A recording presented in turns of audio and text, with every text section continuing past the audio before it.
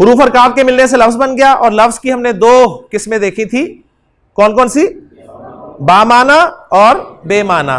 با معنی ہم نے کہا تھا جی کلمہ، اور بے معنی کو ہم نے کہا ہی کچھ نہیں تھا کیونکہ ہمارا سکوپ نہیں ہے، وہ فوکس نہیں ہے ہمارا۔ تو بے معنی کو کیا کہتے ہیں اپنے ذہن پہ بوجھ دینے کی ضرورت نہیں ہے، ہم نے با معنی لفظ کو سامنے رکھنا ہے کیونکہ قرآن مجید میں ہر استعمال ہونے والا لفظ جو ہے وہ با معنی ہے۔ اسم، فعل اور حرف، یہ تین اقسام تھی با معنی الفاظ کی۔ تو قرآن مجید میں جو بھی لفظ استعمال ہوا ہے وہ یا تو اسم ہوگا گرامیٹیکلی، یا فعل ہوگا، یا پھر حرف ہوگا، سے باہر کی کوئی چیز نہیں ہوگا۔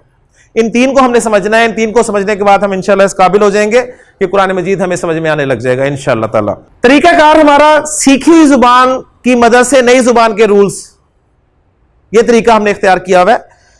تو جب بھی کسی زبان کے رولز، قواعد مرتب کیے جاتے ہیں تو ہوتا یہ ہے کہ کچھ غیر زبان والے لوگ، جن کی اپنی زبان وہ زبان نہیں ہوتی، وہ لوگ بیٹھتے ہیں، سر جوڑ کر بیٹھتے ہیں، اور اس زبان میں استعمال ہونے والے تمام بامعنی الفاظ کو اکٹھا کر لیتے ہیں۔ سارے بامعنی الفاظ اکٹھے کر لیے، اکٹھا کرنے کے بعد ان کو تقسیم کر دیا جاتا ہے مختلف گروپس میں۔ ٹھیک ہو گیا؟ ایک ٹائپ کے الفاظ ایک گروپ میں ڈال دیے، ایک ٹائپ کے دوسرے گروپ میں، ایک ٹائپ کے تیسرے گروپ میں، ایک ٹائپ کے چوتھے گروپ میں، تو مختلف گروپس بنا لیتے ہیں الفاظ کے۔ جب انگریزی کے رولز بنے تو انگریزی کے رولز بنانے والوں نے انگریزی کے بامعنی الفاظ کو 8 گروپس میں تقسیم کیا۔ کچھ نے کہا کہ 9 ہیں، لیکن بہرحال 8 پہ اتفاق ہے ان کا بھی۔ انہوں نے کہا جی 8 گروپس ہیں جنہیں پارٹس آف سپیچ کا نام دیا گیا۔ ٹھیک، اب چونکہ سیکھی زبان تو میں نے جیسا عرض کیا تھا مجبوری ہے ہماری، اردو انگریزی ہمیں ساتھ لگانی پڑے گی، تب آپ کو عربی سمجھ میں آئے گی انشاءاللہ تعالی۔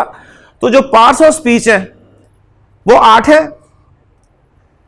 اردو، فارسی اور عربی، ان 3 زبانوں کے رولز، قواعد مرتب کرنے والوں نے بامعنی الفاظ کو 3 گروپس میں ڈیوائیڈ کر دیا۔ تو پہلا فرق یہ آیا انگریزی کے ساتھ آپ کا، انگریزی میں الفاظ جو تھے وہ 8 گروپس میں تقسیم ہو گئے۔ اردو، فارسی اور عربی 3 زبانوں میں 3 گروپس بن گئے۔ وہ 3 گروپس تینوں زبانوں میں کون سے تھے؟ وہ یہ تھے، اردو میں بھی اسم ہوتا ہے، فعل ہوتا ہے، حرف ہوتا ہے۔ فارسی میں بھی اسم ہوتا ہے، فعل ہوتا ہے، حرف ہوتا ہے۔ عربی میں بھی اسم ہے، فعل ہے اور حرف ہے۔ اب سوال یہ پیدا ہوتا ہے کہ جو انگریزی میں آپ کے 8 پارٹس آف سپیچ ہیں،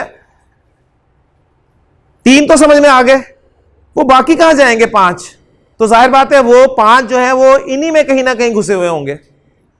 تو اسی بہانے ٹاپک میرا ایسا انگریزی پارٹس آف سپیچ نہیں ہے، لیکن میں صرف آپ کی دلچسپی کے لیے عرض کرتا چلوں کہ اس میں انگریزی کے، کیونکہ انگریزی ہمیں بہت شوق ہے اور بچپن سے پڑھ رہے ہیں تو ہمیں پتہ ہے کہ جی کیا کیا چیزیں ہیں۔ تو انگریزی کے جو پارٹس آف سپیچ ہیں وہ 8 میں ان 3 میں فٹ کرتا ہوں، تو یہ بھی انشاءاللہ تعالیٰ آپ کے لیے ایک معلوماتی بات ہوگی انشاءاللہ تعالیٰ۔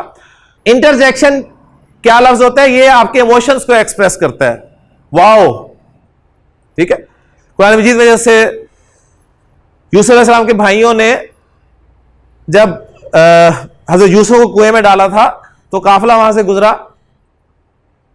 تو جب قافلے میں وارد نے فارسلہ واردہم فادلا دلوا، تو اس نے جب ڈول ڈالا تو حضرت یوسف علیہ السلام اس میں نکلے، تو کالا یا بشرا ھذا غلام، ٹھیک ہے۔ تو یعنی یا بشرا کو اگر ہم اس سے سینس میں لیں نا واو، تو وہ پھر آپ کو سمجھ میں آئے گا کہ یہ سارا وہ انٹرجیکشن ہے۔